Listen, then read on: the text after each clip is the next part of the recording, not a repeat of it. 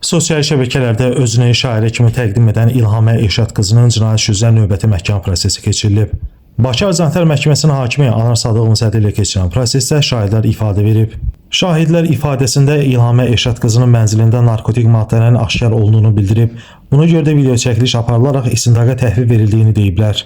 İlhamə Elşad qızı əməliyyatçıların mənzildə axtarış apardıqları zaman anasının da orada olduğunu desə də, əməliyyatçılar bunu təkzib ediblər.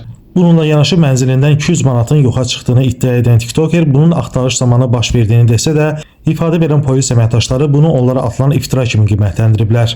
Əməliyyatçı prokurorun suallarını cavablandıraraq İlhamə Elşad qızının mənzilində tapılan narkotik maddənin paltar dolabındakı əl çantasının içində aşkar olduğunu deyiblər. İlhamə Elşad qızı ifadəsi zamanı məhkəmədən barəsində açılmış cinayət işinin obyektiv araşdırılmasını istəyib.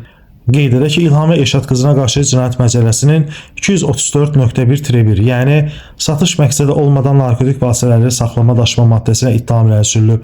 Xatırladaq ki, İlhamə Elşad qızı aparıcı Azər Zahid tərəfindən TikTokerlərin iştirakı ilə təşkil olunan yarışlarda iştirakçı olub. Orxan Rasifoğlu, məhkəmə xəbərləri.